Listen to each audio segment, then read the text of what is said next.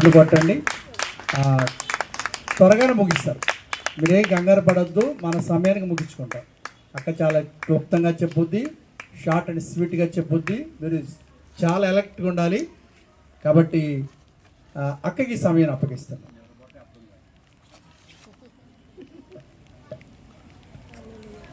హల్లెలూయా.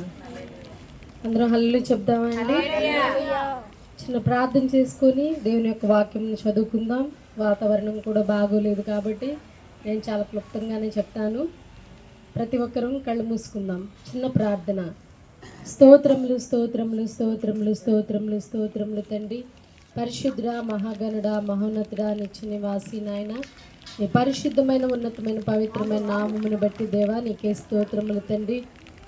చెప్పబడుతున్న వాక్యము మా జీవితాల్లో నీరు కట్టి అంటుకట్టి ఫలింప చేయండి ప్రభా. ప్రతి ఒక్కరు నీ వాక్యముని విని నీ వాక్యానుసారమైన జీవితంలో నాయన బ్రతికే కృపను దయచేయమని, నిలబడినది మనిషి అయినప్పటికీ నాయన వారి నోరిని మీరు బోరుగా వాడుకొని ప్రభా నీ వాక్యమును ప్రకటించుచుండగా నా తండ్రి నీ కృపను చూపించమని నజరేయుడైన యేసయ్య నామమును అడిగి బ్రతిమలాడి వేడుకొని ప్రార్థిస్తున్నాను తండ్రి. ప్రియమైనటువంటి దేవుని బిడ్డలారా, మనము ప్రభు అయినటువంటి యేసుక్రీస్తు వారిని మరి ఎంతగానో ఆయన సొంత రక్షకునిగా అంగీకరించి ఇక్కడ మరి ప్రభు యొక్క వాక్యమును వినడానికి మనం వచ్చి ఉన్నాం. అయితే ప్రభు యొక్క మరి వాక్యమును వినడానికి వచ్చిన వాళ్ళము ఎంతవరకు దేవుని యొక్క మాటను అంగీకరిస్తున్నాము, ఎంతవరకు దేవునికి లోబడుతున్నాము, ఆయన చెప్పినటువంటి మరి మార్గమును ఎంతవరకు మనము నడుస్తున్నాము అనేది మనం ఒక్కసారి గమనం చేసుకోవాలి. ఏదో వాక్యం విని వెళ్ళిపోవడం కాదు, కానీ ఏదో ప్రార్థన చేసుకొని వెళ్ళిపోవడం కాదు, కానీ వాక్యానుసారమైన జీవితంలో ఎవరైతే నడుస్తారో, ఇప్పుడు సాంబశివరావు గారు చెప్పినట్లు మన జీవితాన్ని యథార్థమైనటువంటి మార్గంలో దేవుడు చెప్పినటువంటి మార్గంలో నడిస్తే ఏ పాస్టర్ గారు కూడా మనకి అవసరం లేదు. అదే కరెక్ట్. మన ప్రార్థన దేవుడు కంపల్సరీ వింటారు. కానీ మనం ఏం చేస్తామో తెలుసా, మనకి భయం ఎక్కువ. ఫస్ట్ ఆ భయం ద్వారా మనకి ఏదైనా చిన్న కార్యం వచ్చినప్పుడు కూడా మనం ఏం చేస్తామంటే ఎక్కడ పాస్టర్ గారు ఉన్నారా, ఎక్కడ ఏది ఉన్నదా అని పరిగెడుతూ ఉంటాం. కానీ దేవుడు గొప్పవాడు, నువ్వు నమ్మినటువంటి దేవుడు చాలా గొప్పవాడు అన్న సంగతిని మనం మర్చిపోతూ ఉంటాం. అట్లాగే ప్రియమైనటువంటి దేవుని బిడ్డలారా, ఇప్పుడు మన ఆత్మీయ జీవితంలో మనం ఏ విధంగా మరి దేవుణ్ణి ఎరిగి ఉన్నాము, అసలు మన ఆత్మీయ జీవితంలో ఎంతవరకు మనము వాక్యానుసారమైన జీవితంలో నడుస్తున్నాము, ఒకవేళ వాక్యానుసారమైన జీవితంలో బ్రతుకుతున్నామనే భ్రమలో ఉన్నామా, ఒకవేళ దేవుని యొక్క మాటలను పెడసరం పెట్టేసి లోకానుసారమైన జీవితాన్ని అనుభవిస్తున్నామా, అట్లా చేస్తే దేవుడు ఎటువంటి ఉపమానములు చెప్పి మరి వాక్యానుసారమైన జీవితంలో మనల్ని నడిపించాలని అనుకుంటున్నారో ఈరోజు మనము తెలుసుకుందాం. లూకాసు వార్త 13వ అధ్యాయము 6వ వచనంలో మనం చదువుకున్నట్లయితే, లూకాసు వార్త 13వ అధ్యాయము 6వ వచనమును మనం చూసుకున్నట్లయితే, ప్రభు అయినటువంటి దేవుడు మరి ఉపమాన రీతిగా ఆయన భూలోకానికి వచ్చినప్పుడు ఉపమానాలు చెప్పి అనేక మందిని మరి వారిని దేవుని యొక్క వారి మనసు గురించి, దేవుని యొక్క స్వార్థ గురించి, దేవుని యొక్క రాకడ గురించి ఆయన చెప్పి ఉన్నారు. అలాగే ఇక్కడ మనము ఈ వాక్యాన్ని చదువుకున్నట్లయితే ఒక్కసారి చదువుదాము. 6వ వచనం ఒకసారి చదువుదాము. మరియు ఆయన వారితో ఒక ఉపమానం చెప్పెను. ఒక మనుషునికి ద్రాక్ష తోటలో అంజూరపు చెట్టు ఒకటి నాటబడి ఉండెను. ప్రియమైనటువంటి దేవుని బిడ్డలారా, ఒక మనుషుడు ఉన్నాడు. చూడండి, ఈ లోకాన్ని చేసినప్పుడు ప్రభు అయినటువంటి దేవుడు తన యొక్క ఆలోచన ప్రకారం చేసి ఉన్నారు. ఈ లోకంలో ఆయన అధికారము చాలా ఉన్నది.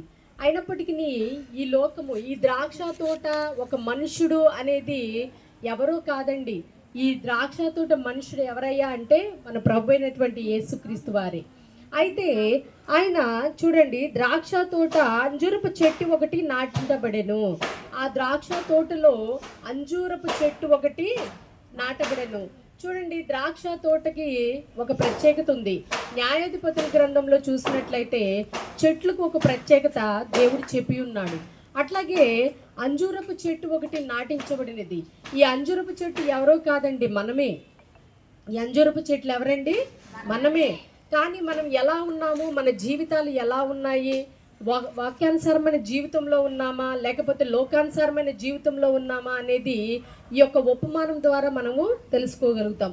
కింద చూసుకున్నట్లయితే అతడు దాని పండ్లను వెదక వచ్చినప్పుడు ఏమీ దొరకకుండెను. ప్రియమైనటువంటి దేవుని బిడ్డలారా, ఒక మనుషునికి ఆ యొక్క తోట మీద అధికారం ఉంటుంది, ఆ యజమానునికి ఆ తోట మీద అధికారం ఉంటుంది.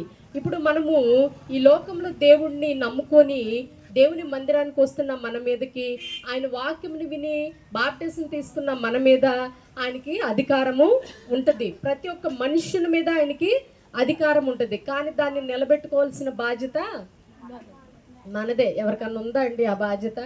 ఎవరి బాధ్యత వాళ్ళే నిర్వహించాలి. అయితే అతను ఏం చేస్తున్నారంటే, ఆ యజమానుడు ఏం చేస్తున్నాడంటే, ఇప్పుడు ఒకళ్ళు కొత్తగా మారు మనసు పొంది దేవుని రాజ్యంలో దేవుని యొక్క మార్గంలోకి వచ్చినప్పుడు దేవుడు వాళ్ళ ప్రవర్తన కాస్తూ ఉంటాడు, చూస్తూ ఉంటాడు. మనము బాప్టిజం తీసుకున్నప్పుడు ఎలా ఉంటామో చాలా మరి ఉద్రేకంగా ఉంటాం. 3 పూట్ల ప్రార్థన చేస్తాం, 3 పూట్ల బైబిల్ చదువుతాం, ఇంకా అంతకంటే ఎక్కువ కూడా చదవచ్చు కూడా. అట్లా ఉంటాం. కొన్ని రోజులు అయిపోయిన తర్వాత మన మనస్తత్వాలు ఎలా ఉంటాయి అని అంటే, ఏం చదువుతాంలే, ఏం చేస్తాంలే, ఎప్పుడు ఇదే గోల, ఇంకా ఎలా ఉంటుందంటే భయంకరమైనటువంటి పరిస్థితులకు మనం లోనైపోతూ ఉంటాం. అయితే ప్రభు అయినటువంటి దేవుడు నీలో చూస్తున్నదేంటో తెలుసా? మారు మనసు. నువ్వు లోకానుసారంగా ఎప్పుడైతే దిగజారిపోతూ ఆయనలో నుంచి ఎప్పుడైతే తప్పిపోతావు, మరి అప్పుడున్నటువంటి ఉద్రేకత, అప్పుడున్నటువంటి ఆత్మీయ జీవితము ఉండే కొందుకు ఎందుకు సన్నగిల్లిపోతుందంటే మనలో నిర్లక్ష్యం ఎక్కువైపోద్ది. ఏం ఎక్కువైపోద్ది? నిర్లక్ష్యం. ఏదో ఒక విషయంలో మనం పడిపోతూనే ఉంటాం. అందుకని ప్రభు అయినటువంటి దేవుడు చెప్తున్న మాట ఏంటో తెలుసా? మీరు శోధనలో ప్రవేశించకుండానట్లు మెలకు కలిగి ప్రార్థన చేయండి అని అంటాం. మనం మెలకు కలిగి ప్రార్థన చేయడం కాదు కానీ ప్రియమైనటువంటి దేవుని బిడ్డలారా, ఆయన్ని అసలు ఎంత అవమానకరంగా ప్రభు అయినటువంటి దేవుణ్ణి చేస్తామో మనమే ఒక్కసారి ఆలోచన చేసుకోవాల్సిన వారమై ఉన్నాం. అయితే కనుక అతడు, ఇదిగో 3 ఏండ్ల నుండి నేను ఈ అంజూరపు చెట్టు పండ్లను వెతుకుచున్నాను కానీ ఏమీ దొరకలేదు. ప్రియమైనటువంటి దేవుని బిడ్డలారా, చూస్తారు కొంతమంది దేవునిలోకి వచ్చినా సరే వాళ్ళు ఎలా ఉంటారో తెలుసా? సగం లోకంలో సగం దేవునిలో ఇలా ఉంటాం. సీరియల్స్ ఇప్పుడు అందరిలో టీవీలు ఉన్నాయా లేవా? పలానా టయానికి అసలు కొత్త వింత ఏంటో తెలుసా? అదేంటో దీపం అంట. ఏ దీపమో నాకు కూడా సరిగ్గా గుర్తుండదు అది. ఆ దీపం దాన్ని మళ్ళీ ఎపిసోడ్లో వేయమని చెప్పి మళ్ళీ కోరినట్టుగా కూడా నేను విన్నాను అది. ప్రియమైనటువంటి దేవుని బిడ్డలారా, అసలు మనుషులు కోరడం, దాన్ని వేయడం మళ్ళీ ఎపిసోడ్లు కదా. మనం ఏం కోల్పోతున్నామో మనకు అర్థం కావట్లేదు అసలు. మనం ఏం చేస్తున్నాం? ఈ ఎక్కువగా చేసేది ఎవరో తెలుసా? క్రైస్తవులేనండి, క్రైస్తవులే. పాస్టర్ గారు 8ంటికి ప్రార్థన అని ఆయన 100 డజన్ పాటలు పాడతాడు. వీళ్ళు కార్తీక దీపాలు అన్ని దీపాలు ఆర్పేసుకొని అప్పుడు ఏదో దీపం కోసం వస్తారు దేవుని సన్నిధి. ఫస్ట్ ప్రభు అయినటువంటి దేవుడు నీ ప్రవర్తనను గమనిస్తూ ఉంటాడు. అందుకనే ప్రభు అయినటువంటి వాక్యం ఏమి చెప్తుందో తెలుసా? దేవుడిచ్చిన వాక్యము, నీ ప్రవర్తన అంతటిని జాగ్రత్తగా చూసుకో.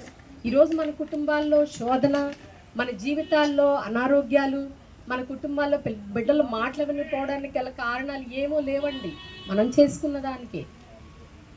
చేసుకున్న దేవుడికి ఇవ్వవలసిన సమయాన్ని దేవుడికి ఇవ్వకోకుండా ఇష్టానుసారమైనటువంటి జీవితంలో మార్చుకుంటూ మళ్ళీ దేవుడి దగ్గరికి వచ్చి మనం ఏం ప్రార్థన చేస్తాం తెలుసా? ప్రభు నీకు తెలియదంటూ ఏమీ లేదయ్యా, ఆయనకి అన్నీ తెలుసు కాబట్టే నేను ఎక్కడ పెట్టాలో అక్కడే పెడతాడు.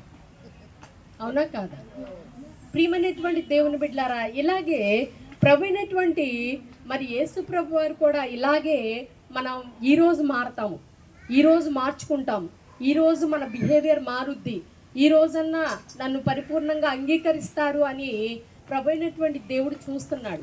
అట్లాగే ఈ తోటమాలి కూడా తన ద్రాక్ష తోటలో వేసినటువంటి అంజూరపు చెట్లు పండ్లను వెతకడానికి వచ్చాడు. చూడండి, ఇప్పుడు మనం దేవుని మందిరానికి వచ్చినప్పుడు దేవునిలో ప్రార్థన కలిగి దేవుని వాక్యాన్ని మరి పఠిస్తున్నప్పుడు దేవుడు మన ప్రవర్తన చూసి, మన బిహేవియర్ చూసి మనకు కొన్ని వరాలను మనం అడిగినవి ఆయన ఇస్తాడు, కొన్నిట్ల మీద మనకు అధికారం ఇస్తాడు. ఆనాడు 12 మంది శిష్యుల్ని ఆయన పంపించేటప్పుడు వాళ్ళకి కొన్ని అధికారాలు ఇచ్చాడు.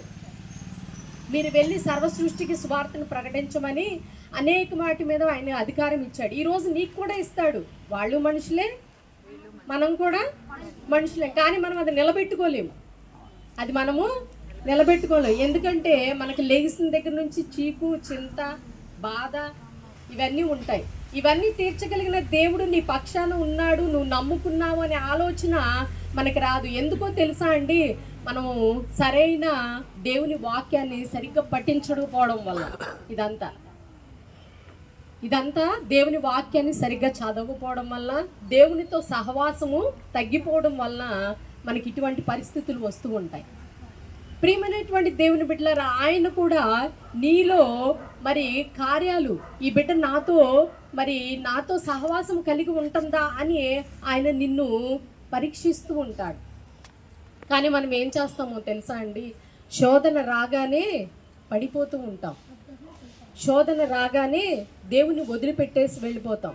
మొన్న నేను ఫేస్బుక్లోనో యూట్యూబ్లోనో చూస్తే గిరిజనులు 320 మంది ప్రభు అయినటువంటి యేసుక్రీస్తుని వదిలేసి వాళ్ళు హైందవ మతానికి వెళ్ళిపోయారని చెప్పారు. చాలా బాధేస్తుందండి. అలాంటి పరిస్థితి ఎందుకు వచ్చిందా అని. వాళ్ళ దగ్గర సరైన బోధ లేదా, చెప్పిన వాళ్ళు సరిగ్గా బోధ చేయలేదా, నాకు అర్థం కాలేదు. ప్రియమైనటువంటి దేవుని బిడ్డలారా, మనలో బలమైనటువంటి ప్రార్థన లేకపోతే, మనలో చెప్పినటువంటి వాక్యానికి సరిగ్గా రెస్పాండ్ అవ్వలేకపోతే మనలో జీవం అనేది ఉండదండి. ఒకవేళ మన అవిధేయతలన్నిటినీ మానేయకపోతే, టీవీలు చూడడం, బూతులు మాట్లాడడం, సినిమాలు చూడడం ఇలాంటివి అవి మానుకోకపోతే నువ్వు ఎంత ప్రార్థన చేసినప్పటికీ నీ వ్యర్థం. చాడీలు చెప్పుకోవడం ఇలాంటి చిన్నవి మనం అనుకుంటాం, ఇవి చిన్న చిన్న విషయాలేగా అని మనం అనుకుంటాం, కానీ ఇవే దేవుడు పట్టుకుంటాడు. ఆనాడు ఏదోను తోటలో అవ్వ ఆదము పెద్ద తప్పేం చేయలేదండి. చెప్పిన మాట విన్నవాళ్ళు. ఆ పండు తినొద్దు అని అన్నాడు, తిన్నారు అంతే. ఒక్క కారణంతో వెనక్కి తిరిగి చూడకోకుండా కూడా వాళ్ళని పంపించేశారు. ప్రభు మేము చేసింది తప్పే, క్షమించు అని అంటే కథ వేరేలాగా ఉండేదేమో, కానీ వాళ్ళు ఒకళ్ళ మీద ఒకళ్ళు చెప్పుకున్నారు. ఇప్పుడు మనలాగా మనం కూడా అలాగే చెప్పుకుంటాం. నేను కాదు వాళ్ళు చేశారు, నేను కాదు వాళ్ళు మాట్లాడారు అని మనం మాట్లాడుతూ ఉంటాం. ప్రభు నేను చేసిన తప్పేనండి అని ఒప్పుకోం మనం. అట్లాగే వాళ్ళు కూడా ఒప్పుకోలేదు. అందుకనే చిన్న విషయానికి వాళ్ళు ఏమైపోయారు, బయటకు వచ్చేసారు. ఈరోజు మనం కూడా ఇది చిన్న తప్పే కదా, ఏమైంది అనేది మనము అనుకుంటాం, కానీ దేవుడు అదే పట్టుకుంటాడు. ఆయన వద్దు అన్నదాన్ని మనం చేసినప్పుడే మన జీవితాలు పాడైపోతూ ఉంటాయి. ప్రియమైనటువంటి దేవుని బిడ్డలారా, అలాగే ప్రభు అయినటువంటి యేసుక్రీస్తు వారు నీ కోసం చూస్తున్నాడు. ఈరోజు మారతాడు, ఈరోజు మందు మానేస్తారు, ఈరోజు పాపాన్ని వదిలేస్తారు, ఈరోజు కుటుంబంతో సంతోషంగా ఉంటారు అని ప్రభు అయినటువంటి దేవుడు నీ కోసం ఎదురు చూస్తున్నా నువ్వు ఇంకా మారు మనసు పొందగలేదు అని అంటే, ఆ కింద వచనంలో మనం చూసుకున్నట్లయితే ఆయన చెప్తున్నాడు, దీనివలన ఈ భూమి ఎలా వ్యర్థమైపోవాలను ద్రాక్ష తోటమాలితో చెప్పాను. ఇక్కడ తోటమాలి అంటే ఎవరో కాదండి. తోటమాలి ఎవరో తెలుసా? పాస్టర్ గారే. తోటమాలి ఎవరు? పాస్టర్ గారు. ఆయన నీ కుటుంబం కోసం ప్రార్థన చేస్తూ ఉంటాడు, నీ కోసం ప్రార్థన చేస్తూ ఉంటాడు, కడుపు కట్టుకొని ప్రార్థన చేస్తూ ఉంటాడు. ఇప్పుడు ఎవరికన్నా మీలో సంఘంలో ఎవరికైనా ఒంట్లో బాగోపోతే ఆయన కూర్చొని మోకాళ్ళేసి మరి ఉపవాసం ఉండి ప్రార్థన చేస్తూ ఉంటాడు. కానీ మనం అది గమనించుకోము. మనం గమనించుకోమండి. మనం ఏం చేస్తామో తెలుసా? మీకు ఒక చిన్న స్టోరీ చెప్తాను వినండి. ఒక ఆవిడకి ఇలాగే వాళ్ళ అమ్మాయి కంట వాళ్ళ అల్లుడు వాళ్ళ అమ్మాయి విడిపోయారండి. ఇద్దరు మాట్లాడుకోవట్లేదు. పాస్టర్ గారి దగ్గరికి వచ్చి, పాస్టర్ గారండి మా అమ్మాయిలు మా అల్లుడు మాట్లాడుకోవట్లేదు, మా అమ్మాయి ఇంటికి వచ్చేసింది, వాళ్ళ కోసం ప్రార్థన చేయండి అని అంటే, పాస్టర్ గారు పాపం ఉపవాసం ఉండి ప్రార్థన చేస్తున్నారు. 3 రోజులు ఉపవాస దినం వాళ్ళ కోసం ప్రకటించుకొని ఆయన చర్చిలో ఉండి ప్రార్థన చేస్తున్నారు. అమ్మ నేను కాదు, నువ్వు కూడా వచ్చి ప్రార్థన చెయ్యమ్మా అని అంటే 2 రోజులు ఆమె పాస్టర్ గారితో ఏకీభవించి ప్రార్థన చేస్తున్నాడు.